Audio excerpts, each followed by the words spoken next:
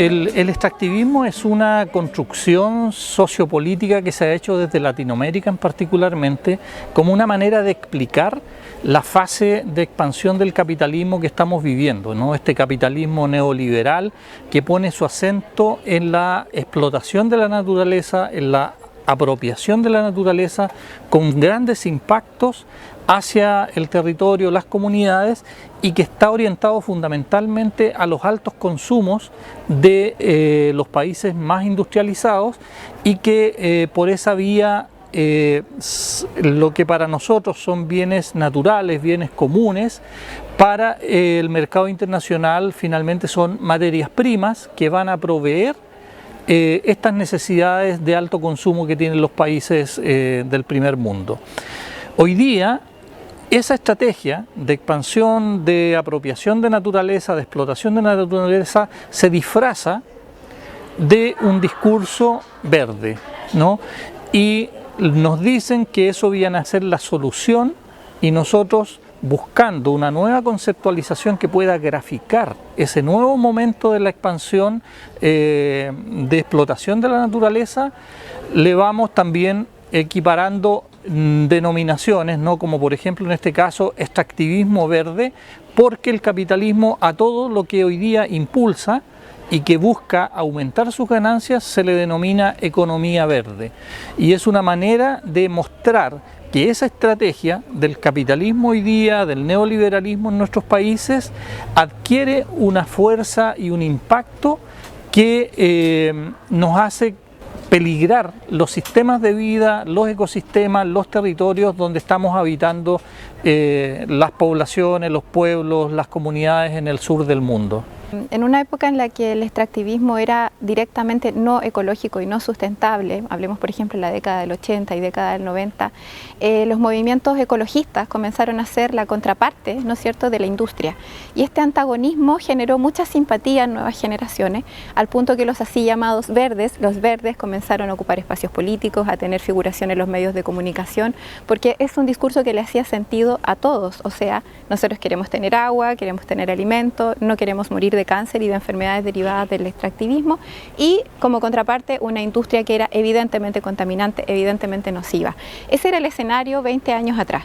¿Qué pasó? Que la industria se reconvirtió en un principio para dar cumplimiento a objetivos internacionales que tenían que ver con la descarbonización, con evitar el calentamiento global, con ralentizar el calentamiento global, y bajo ese discurso, ¿no?, diferentes organizaciones internacionales en conjunto con la empresa adquirieron compromisos para supuestamente evitar o revertir el calentamiento, lo que era el calentamiento global y hoy en día denominamos más bien el cambio climático. Pero como se siguió poniendo al progreso en el centro, se siguió poniendo el desarrollo en el centro y se siguió poniendo el lucro en el centro, las empresas lo que hicieron fue tratar de conservar sus márgenes de ganancia y sus márgenes de producción, transformando algunos procesos productivos, pero transformándolos sin arriesgar en el fondo sus rentabilidades.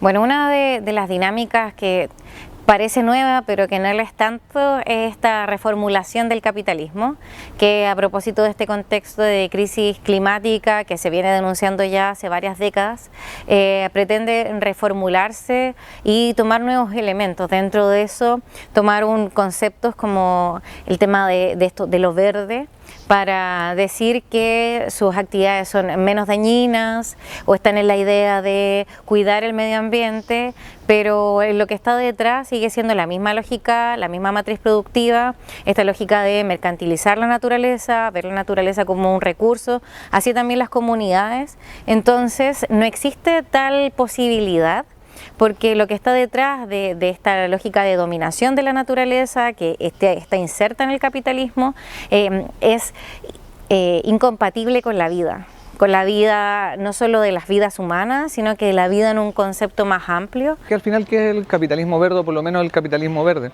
Es el intento de hacer un rediseño de las estrategias de acumulación del extractivismo, tratando de hacer una renovación de alguna de sus fuentes para lograr seguir con la extracción de bienes comunes naturales y la depredación de los territorios. ¿Ya? Entonces trata de volverse sustentable, ¿no?, en algunos aspectos que son críticos para que pueda seguir avanzando como el neoliberalismo. Entonces Primero, ¿qué es lo que necesita con mucha fuerza el extractivismo para continuar este proceso de expansión y de depredación de los territorios? Primero, energía, ¿no? Porque necesita ampliar cada vez más, son mayores las actividades intensivas, necesitan más energía, el uso de tecnología y de maquinaria, necesitan una gran cantidad de energía, ¿verdad?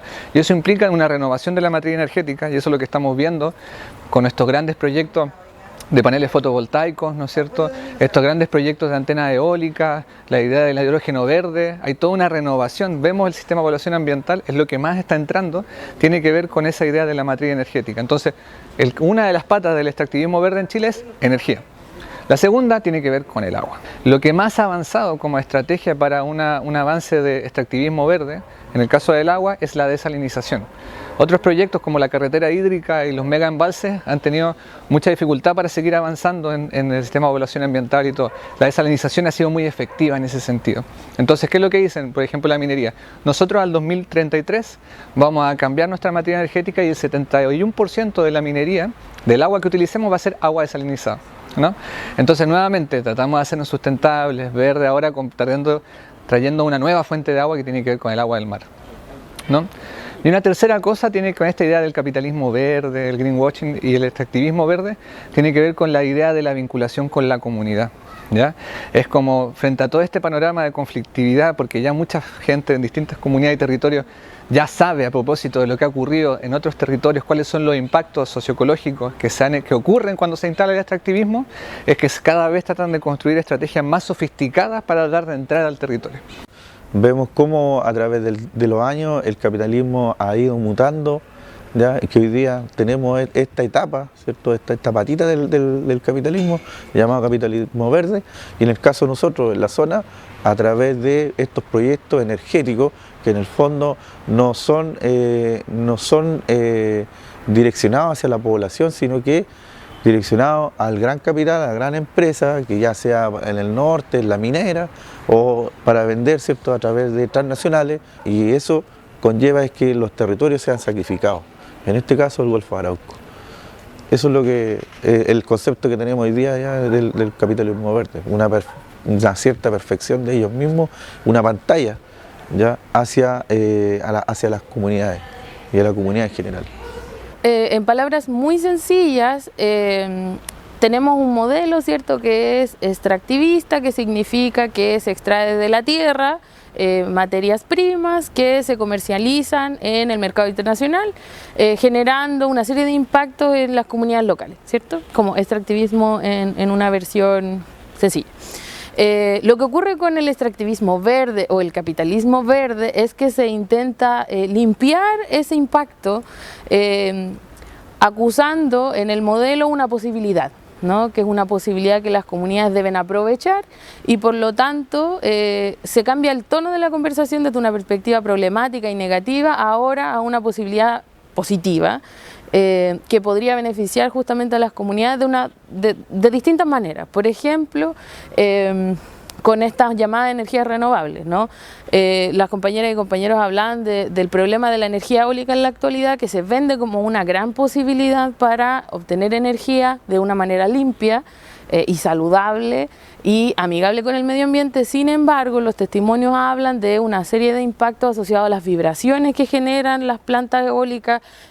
Además hay problemas de la decisión de dónde se ubican, ¿cierto?, que siempre es en lugares altamente valorados por las comunidades. Entonces hay una serie de estrategias que el modelo busca para parecer amigable, y por supuesto detrás de esto hay una gran campaña de marketing, que en realidad lo que hace es mitigar las posibilidades o la visión negativa que se tiene, y se busca una visión positiva que siempre tiene que ver con el trabajo y las posibilidades para las comunidades, ¿no? Entonces lo que hacen este tipo de encuentros es desmantelar y nombrar a ese gran aparato de marketing como falsas soluciones. Se habla de que justamente lo que hacen es profundizar las problemáticas porque se venden opciones positivas que en realidad no lo son. Y generan nuevos impactos que incluso algunos no están estudiados porque son posibilidades en desarrollo que tienen una escasa vivencia en la realidad. Entonces cuando se ponen a prueba empiezan a aparecer estas problemáticas que a la larga generan nuevos conflictos. Los impactos que tiene las energías renovables es principalmente la ubicación que le están dando, porque la están instalando en zonas de uso agrícola, donde se produce alimento para las comunidades, para las mismas ciudades. Y la ubicación es la terrible equivocación que está cometiendo el Estado chileno, en no exigir a las empresas que se instalen lejos de las zonas pobladas, porque nosotros ahí en las zonas pobladas tenemos el ruido que es 24/7 mientras exista viento, que llegamos a rogar que pare el viento unos días para poder descansar la cabeza, poder dormir bien. Además tenemos el efecto parpadeante de las casas que están más cerca, que es una luz electroscópica que se mantiene ahí todo el rato hasta que se va el sol por algunas horas del día. Tenemos afectaciones en las abejas. En las abejas que se nos han muerto en los territorios a los costados de los parques, que nadie reconoce que el daño es producido por los aerogeneradores que producen el electromagnetismo y las abejas se ven afectadas. Tenemos disminución en la producción agrícola porque los animales se estresan por el ruido. Es obvio, si ellos tienen la oreja mucho más grande que nosotros y no entienden el tema. Vemos la afectación en las aves que chocan contra las aspas que están girando ahí. Son rutas migratorias en algunos casos que no se hacen los estudios y se instalan justo donde va la ruta migratoria, pero al Estado y a las empresas parece que le diera lo mismo y lo único que quieren es sacar adelante esta agenda de descarbonización a cualquier costo, sin tener en cuenta a las comunidades y el medio ambiente. O sea, ya parece extraño que una empresa que dice estar preocupada por el medio ambiente se instale sin hacer el estudio de impacto ambiental. O sea, es como... Nosotros decimos, oye, pero ¿cómo si ellos dicen estar preocupados del medio ambiente se instalan sin hacer estudios de impacto ambiental? Lo mismo pasa con los paneles solares, que se instalan en terrenos que tapizan el suelo, que antes era productivo, que por ejemplo sembraban arándanos o sembraban otras cosas y ahora los sacan y ponen paneles solares porque es más rentable y para la persona que tenía eso ya no tiene que tener 45 o 30 trabajadores para cosechar. Entonces eso es lo que se está haciendo mal, se está dando una mala ubicación a todos estos proyectos que existe terreno en Chile para hacerlo bien. Bueno, este extractivismo verde yo lo veo desde mi territorio, principalmente con la amenaza de la forestal, que está a 3 metros de las comunidades también, que ha ido acaparando todo lo que era nativo, lo que se quema lo reforestan con pinos, entonces es lo primero. También este extractivismo verde que nos hacen llamar de sublevado de magia, lo hacen a través del asistencialismo en las comunidades, al territorio, o sea que el rol de la municipalidad de asistir a la gente o del Estado no lo cumple, entonces ¿qué es lo que hace? Vienen estas empresas extractivistas con su asistencialismo y de esa manera lavan su imagen, confunden a los territorios, a la comunidad y dividen también los territorios y nos hacen ver a las organizaciones ambientalistas como los problemáticos cuando en realidad somos nosotros los que estamos proponiendo soluciones pero que vayan de la mano con la ecología y el cuidado del medio ambiente. También se ve mucho por la contaminación. Nosotros tenemos la celulosa Nueva Aldea, en donde las 24 horas del día tiran sus gases contaminantes, si bien tienen un plan regulador que les permite emitir ciertos límites de gases o emisiones, eso no se respeta, sobre todo en los días que está nublado y eso no se puede ver bien como cuánto humo sale, cuánta contaminación, también ellos han contaminado parte del río, nuestro río Itata, contaminando cuencas, y los cultivos y las napas de agua de la mayoría del territorio. Quizás una analogía, no la mejor por cierto, pero que podría servir, es como imaginar un tren del saqueo. ¿Qué quiere decir esto? Históricamente el mismo sector de siempre ha venido construyendo los rieles para ir armando un camino o un circuito. Y este circuito lo recorren históricamente solo cambiando el vagón del tren. Es decir, hacen modificaciones estéticas, juegan un poco con la percepción de las personas por medio de persuasiones, por medio de lenguajes modernos, juegan con nuestros intereses y necesidades de la época, ¿no? De conservación, por ejemplo, de la naturaleza, no solo a nivel local y global. Entonces, ¿qué es lo que ocurre? Desde este tren del saqueo, se da el mismo camino, el mismo circuito históricamente, tiene los mismos objetivos, las mismas metas, solo cambia el vagón como para engañarnos. Y dentro de los ejemplos que yo podría dar, dado que habito hace años el archipiélago de Chiloé o la isla grande de Chiloé, es la infraestructura del saqueo que desde hace años se ha venido planificando para este territorio, llegando casi a convertirlo actualmente en un territorio en sacrificio o de sacrificio. Y esto por la alta cantidad de proyectos de generación de energía eólica y de torres de alta tensión que vendrían a impactar abiertamente todo lo que es el paisaje, todo lo que es la naturaleza y el alto valor que posee para personas que desde la historia y la ancestralidad como pueblos originarios le habitan, o las personas que en los años fueron como coexistiendo junto con los pueblos originarios. Se da este fenómeno del greenwashing, ¿no? Del lavado verde frente a unas actividades productivas que de alguna forma se venden como sustentables, pero en realidad no está incluido en la ecuación toda la batería de variables que de alguna forma sirven para definirlo como tal, ¿no? Entonces, cuando por ejemplo hablamos del conglomerado forestal, que por cierto ha obtenido, esta semana pasada vimos que había obtenido un premio, ¿no? El Dow Jones Sustainability, una de las empresas del conglomerado forestal.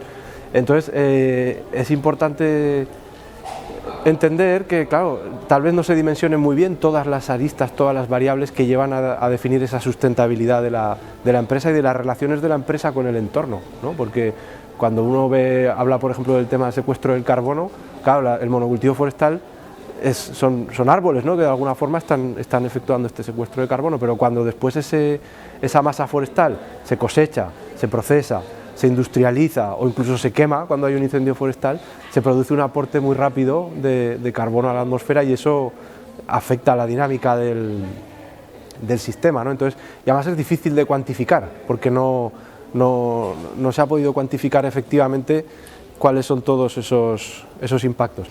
Bueno, con respecto al extractivismo verde que se menciona, se pregunta, tiene relación mucho con respecto a que estas empresas mineras, particularmente yo donde vivo en el territorio del Salar de Atacama, hay dos empresas de litio o de extracción de salmuera que son SQM y Albemarle. Esta empresa particularmente, obviamente, y como todas las empresas a nivel nacional e internacional, generan este extractivismo verde que es el limpiar la imagen a través de acciones, ¿no es cierto?, de trabajo, ¿no es cierto?, y ayuda comunitaria a los pueblos, sobre todo a los pueblos indígenas. Lo que ha pasado particularmente con el extractivismo verde es que estas empresas entran a los territorios, ¿no es cierto?, entran a la intimidad de nuestras comunidades, de nuestros pueblos, no solamente limpiando imagen, sino que llegando con esta ayuda de salvación, ¿no es cierto?, hacia las comunidades. Esto está generando un fracturamiento social muy fuerte, muy potente. Están fracturando las comunidades, los tejidos sociales de las comunidades indígenas, que pasa también en Bolivia, pasa en Ecuador, en muchos países, Perú, que son pueblos, ¿no es cierto?, ancestrales, y es donde ellos entran a esta intimidad de las comunidades y luego, ¿no es cierto?, estando dentro, generan este fracturamiento, fraccionan los pueblos, la gente, empiezan a generar tipos de operadores políticos dentro de los pueblos indígenas, sobre todo donde yo vivo, y luego, ¿no es cierto?, hay un trabajo donde también inciden y roban de algún modo, ¿no es cierto?, nuestra cultura, nuestro patrimonio, porque utilizan en su eslogan los anuarios de fin de año, la ayuda que hacen a los pueblos originarios. Ese es un extractivismo verde muy fuerte, y aparte de eso, que también este extractivismo verde se disfraza, ¿no es cierto?, también de un desarrollo ambiental muy ecológico y muy limpio y muy amable con el territorio, siendo que abajo en los sectores del Salar de Atacama, ¿no es cierto?, el Salar de Atacama, yo lo dije ayer, el Salar de Atacama lo están destruyendo particularmente. Es el tema del extractivismo verde, que donde esta imagen de minería sustentable y verde es vendida a Europa, ¿no es cierto?, a donde se lleva este mineral, y es donde ellos dicen, no, acá este es un mineral limpio, con procesos, ¿no es cierto?, que están acorde a los estándares internacionales, a estándares nacionales, pero resulta que que están secando el Salar de Atacama, lo están destruyendo el Salar de Atacama, y lo segundo, que ese material, ese mineral que ellos llevan a Europa está manchado con sangre, con nuestros animales, avifauna que viven ahí, que mueren por culpa de la desecación y la destrucción que se está haciendo en los salares de Atacama. Bueno, yo entiendo por extractivismo verde, cuando hablamos de proyectos, que lo que buscan es extraer todos los bienes de un lugar, donde no se toma en cuenta tampoco el dejar un beneficio a las comunidades, sino que todo significa extracción para su propio beneficio. ¿Y por qué es contradictorio que sea un verde? Es porque uno entiende que cuando es verde o es ecológico es todo lo contrario, pues, sino que cuando tú tomas en cuenta el beneficio de todos, de la comunidad, del lugar, del territorio, etc. Y eso es lo que no ocurre. Nosotros estamos respondiendo frente a la amenaza, por ejemplo, del extractivismo de la minería de tierras raras, que se presenta como un proyecto verde, un proyecto ecologista, solo porque ellos van a reciclar agua. Sin embargo, sí va a haber una afectación en la comunidad y también a nivel ecológico. Va a ser un impacto fuerte. Nosotros ya hemos revisado largamente el proyecto, pero también hay otros proyectos que ya están instalados. Por ejemplo, la extracción de áridos en el Biobío y en Penco en particular, de donde yo vengo, es un impacto fuerte, tanto visual como en los ríos, en las vertientes, hay contaminación, también produce erosión de suelo. Bueno, la minera actualmente Aclara va a tener una afectación en la cuenca del río Penco, es donde se origina nuestro río. Lo que van a hacer ellos es sacar toneladas y toneladas de tierra, por lo tanto eso va a tener una afectación directa en el bosque que hay, en las plantas que hay y también en el curso de los ríos. Va a afectar el ciclo hídrico. Eso además tiene una afectación en el material particulado que va a haber, que está a menos de 1 kilómetro de la zona poblada. Por lo tanto, va a afectar obviamente directamente la salud de las personas. Por otro lado, no se ha estudiado realmente, no existe un registro que nos diga que no va a haber una afectación en la salud de las personas por la extracción y la generación de un concentrado a partir de una reacción, ¿no es cierto?, con la tierra, donde se van a extraer las tierras raras, pero se ha dicho que también puede haber una acumulación de metales pesados y que va a quedar ahí, en zonas de disposición, como le llaman ellos, pero que en realidad es un relave. Y un relave, que es lo que genera, obviamente, con los vientos, con la lluvia, va a haber una escorrentía de lo que va a haber ahí. Entonces, sí van a haber metales pesados. Hay riesgo también de radiación. Entonces, no sabemos realmente a qué punto nos va a afectar. Sabemos que nos va a afectar, pero no sabemos con qué gravedad. Por lo tanto, es preocupante. Y además, como es una afectación en la cabecera de cuenca del río, y el río atraviesa toda la ciudad y desemboca en el mar, o sea, va a haber un efecto directo en la población. Las propuestas de falsa solución que se están entregando para esta transición energética, que en el fondo es una denominación que centra la atención en la generación de electricidad, pero en el fondo la transición energética arrastra a otros sectores a que tengan que ampliar su rango de explotación. En el caso del modelo forestal, por ejemplo, hay una asociación directa entre energéticos, entre descarbonización, ¿no?, y también en la ampliación de la frontera de esta actividad. ¿Y a qué me estoy refiriendo? Por ejemplo, se habla de que vamos a tener una política de descarbonización y vamos a cerrar centrales a carbón, como está ocurriendo acá en Coronel, ¿no? Y por otro lado, lo que se está haciendo es reconvertir algunas de estas plantas que usan carbón para que usen lo que se denomina biomasa. ¿Qué es lo que es la biomasa? Son madera, son vegetales que se preparan de alguna manera para que puedan ser quemados en estas termoeléctricas y generen electricidad. Eso genera otra cantidad de impactos nuevos en los territorios que hoy día vienen de la mano de las nuevas estrategias de expansión del modelo forestal. Las plantas de celulosa de las empresas forestales generan su propia energía eléctrica, pero hoy día MAPA, por ejemplo, en Arauco, construye en la ampliación de esta gran planta de celulosa una termoeléctrica que funciona con desechos forestales y desechos químicos de la misma planta de celulosa, pero sobredimensionada en relación a la cantidad de energía que ellos necesitan para la planta. Y el excedente lo pretenden vender al sistema interconectado central, o sea, hacer negocio con eso.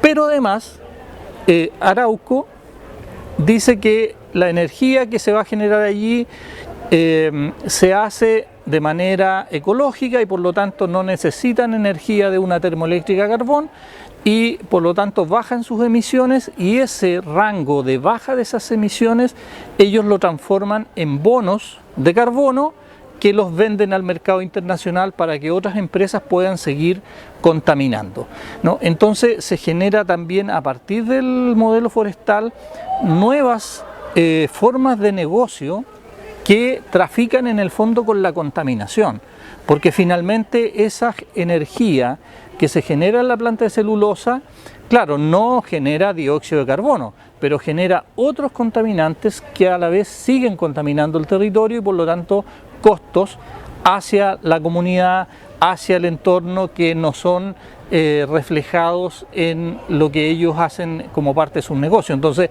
finalmente ellos dicen somos una actividad sustentable, somos una actividad verde, y en realidad lo único verde que le va quedando es el color de los pinos, porque finalmente toda la política forestal va en función de ampliar sus negocios, de no hacerse cargo de las amenazas que constituyen hoy día el monocultivo forestal, por ejemplo, a partir de los incendios que ya conocemos, esto de concentrar grandes extensiones de monocultivo que se transforman en combustible para los incendios y amenaza para la gente y que genera muchos daños en los territorios, y finalmente no se están haciendo cargo de esos impactos ni tampoco en términos netos están contribuyendo a resolver el problema de la crisis climática.